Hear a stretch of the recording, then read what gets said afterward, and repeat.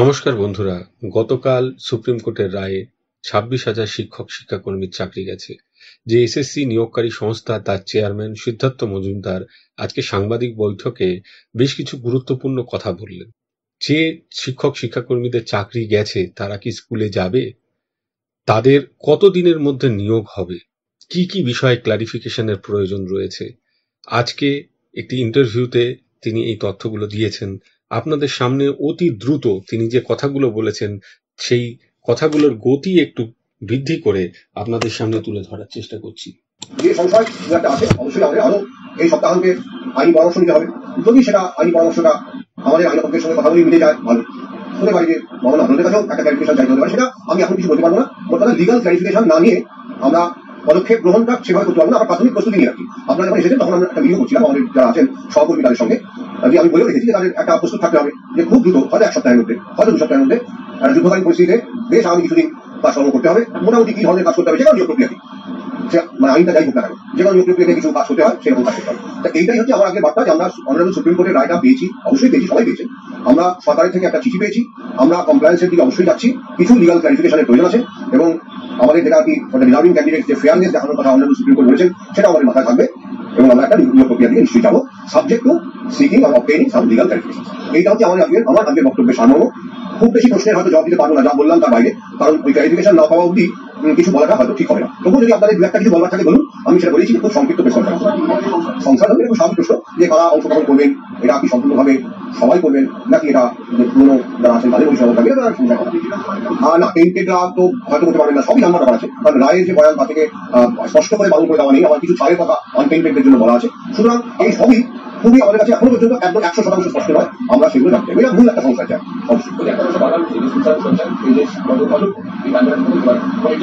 না বারে উঠলেও এটা আপনাকে একটা অনুরোধ করবো, আপনি এই রায়ের প্যারাগ্রাফ 23 প্যারাগ্রাফ 28 ভালো করে পড়বেন, পড়ে আরেকবার আমার সঙ্গে কথা বলবেন। আজকে আমি তাকে আলোচনা করবো না, কারণ আগে সুপ্রিম কোর্টের রায়ের ব্যাখ্যা বিশ্লেষণ করতে কমিশন কি দিয়েছে কি দেয়নি সেটা সবার কাছে আছে, এই সব তথ্য আপনাদের কাছে আছে। এই রায়ের মধ্যে অনেক তথ্য আছে যেটা কমিশন দিয়েছেন। সুতরাং আপনি যা বলছেন সেটাকে আমি মেনে নিতে পারছি না। আপনি ভালো করে 23 নম্বর প্যারাগ্রাফ 28 নম্বর প্যারাগ্রাফ করবেন, আরো পড়বেন, পড়িয়ে তাহলে হয়তো আপনার সেটা অন্য কারণ, উনি অন্য কারণের কথা বলেছেন, কারণ নিয়ে আলোচনা করছি না, কিন্তু উনি ভিন্ন কারণের কথা বলেছেন, সেটা করে দেবেন। 28 নম্বর প্যারাগ্রাফটা পড়বেন, আমার মনে হয় হ্যাঁ তাদের সুযোগ দিয়েছেন।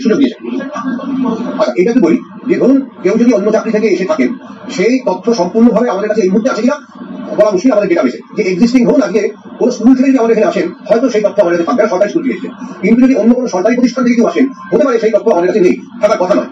এটা যিনি প্রার্থী, যিনি চাকরিরত, আজকে তার চাকরি নেই, এটা তার পক্ষেই জানা সম্ভব যে আমি কোনো একটা সরকারি দপ্তর থেকে এখানে এসেছি। সুতরাং নিশ্চয়ই তিনি আবেদন করবেন, আমাদের থ্রুই আবেদন করতে হবে এরকম তো নয়। সুতরাং তিনি আবেদন করবেন, আমি এই রায়ের জন্য আমার স্কুল সার্ভিস কমিশনের এই চাকরিটা আমার আজকে নেই, আমি ফিরে যেতে চাই, মহামান্য শীর্ষ আদালতের এই রায়টা তার সংস্থায় আছে।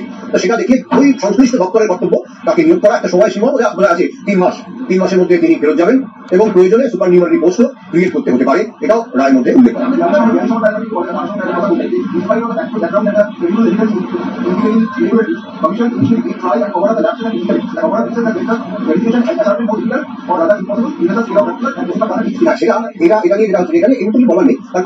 সুপ্রিম কোর্টের রায়ের ব্যাখ্যা করতে বসি, এই যে ইনিশিয়াল কাভারিং আপ এটা যেটা করা হচ্ছে সেটা কোন স্টেজে, সেটা কি সুপ্রিম কোর্টে যখন আমরা মামলা লড়েছি তখনকার কথা উনি মানে এটা ইঙ্গিত করেছেন? আমার তো তা মনে হয়নি, কারণ অন্যান্য প্যারাগ্রাফের সঙ্গে তাহলে যেন রয়েছেন।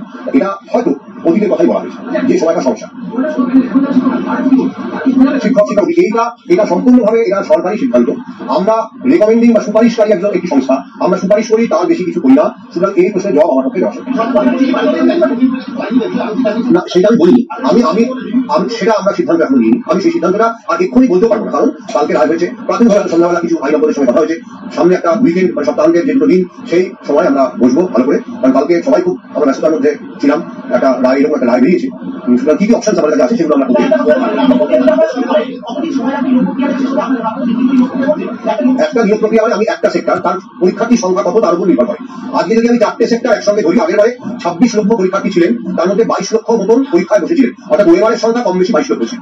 আজকে আলাদা আলাদা যে সেক্টর ধরি, 9, 10 এবং 11, 12 শিক্ষকের যে সেক্টরটা, তাতে 3 লাখের মতন ছিল, আর যদি 3 লাখের একটু হয়তো সামান্য কম। আর যদি আমি গ্রুপ সি গ্রুপ বি দেখি, সেটা 18 লাখের বেশি ছিল, যে কারণে বললাম 22 লাখের মতন। 3 21 হয়, কিছু হাজার হাজার করে সব জায়গায় হয়তো আছে, সেজন্য ওটা 22 লাখের কাছাকাছি। তা বললাম 11, 12 9 লাখ মিলে 2,90,000 পরীক্ষা দিয়েছিলেন, তাইও আবেদন অবশ্যই তার থেকে বেশি হয়েছিল। দুটো মিলে 9, 10 1,41,000, 11, 12 1,50,000, আর গ্রুপ সি গ্রুপ ডিতে 18 লাখের থেকে কিছুটা বেশি, হাজার নিয়ে আমার মনে নেই, হাজারের সংখ্যাটাই বলতে পারলাম। তা সব মিলে 22 লক্ষের কাছাকাছি। তা 22 লক্ষের একসঙ্গে নিয়োগ প্রক্রিয়া চালাতে যা সময় লাগে, স্বাভাবিক সেটা বহুগুণ যদি আমি শুধু 1.5 লাখ, শুধু 3 লাখের নিয়োগ প্রক্রিয়া চালাই। সুতরাং কত প্রার্থী, একটা সেক্টর বা দুটো সেক্টর চালাচ্ছি না একসঙ্গে 4টে সেক্টর চালাচ্ছি, এই সবের উপর নির্ভর করে নিয়োগ প্রক্রিয়া কতদিন চলবে। যদি আমি না 3 মাসের কথাটা রায় উল্লেখ নেই, 3 মাসে কখনোই সেটা সম্ভব নয়, রায় সেটা যথার্থভাবে উল্লেখ নেই 3 মাসের কথা রায়, সেটা 3 মাসটা এখানে বলেনি। সেটাই বললাম, অনেকটা সংশয় আছে, সেটা এটা একটা সংশয়ের মধ্যে যেমন বলা হলো, সেটা আমরা অবশ্যই এটা মানে আইনি পরামর্শ অলরেডি নিয়েছি, ইতিমধ্যে নিয়েছি কালকে, কিন্তু এখনো সম্পূর্ণ চূড়ান্ত সিদ্ধান্তে যাই। কোনটা বলতে পারবো না, স্যালারি ব্যাপারটা কমিশন দেখে না, কমিশন স্যালারিও দেয় না, কমিশন নিয়োগকর্তাও নয়, এ প্রশ্ন হবে কোনটা? না, এটা তো সম্ভব নয়, কখনোই সম্ভব নয়।